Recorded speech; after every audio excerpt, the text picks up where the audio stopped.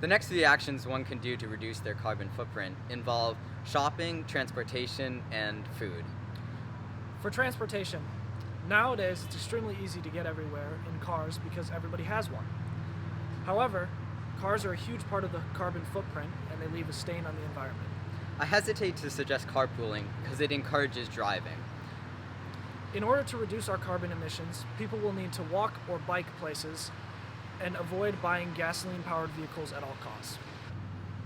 Electric vehicles also help with fuel costs, as electricity is more affordable and more efficient than gas. For people living in China, the metro is one of the quickest and most affordable ways to move around. A big part of transportation is planes in the sky. The problem with carbon produced by planes is that they are emitted outside of the stratosphere, which is much harder to recycle than carbon emissions on the ground level. It is also dangerous to sign up for frequent flyer programs because they encourage us to fly more. Burning 1 gallon of gas creates 20 pounds of CO2, and on average, one car produces 6 tons of carbon dioxide annually. It is impossible to stop flying to places, but we should try to limit the amount of trips we take each year.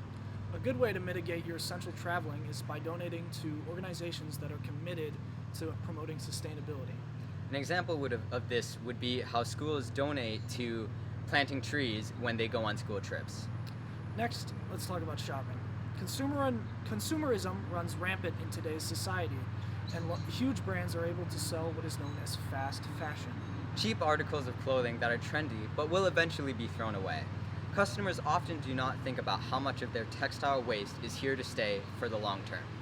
Now, it's amazing that companies are able to produce such high amounts of clothes at this rate. The only way that they would be able to do this is through genetically modified cotton that uses pesticides and other chemicals. The negative impacts could include harming other non-GMO crops, water contamination, and unhealthy effects on humans. Not only is fast fashion environmentally harmful, often child labor is used to produce these garments at cheap prices. It is important that you stay away from cheap marketing tricks and buy clothes you know you will be wearing in the long term. One way to reduce how much you spend on clothing, and in general, is by becoming a minimalist, which is a way to slow down life and take a look at what really makes you happy. Being a minimalist does not mean throwing out all of your possessions and living with nothing. Instead, it asks you to take stock of what actually has value in your life. One strategy to becoming a minimalist that shows you how much you really need to live with is by boxing up all of your possessions and then living out of those boxes for a couple of weeks. This will show you how much you actually use in your life.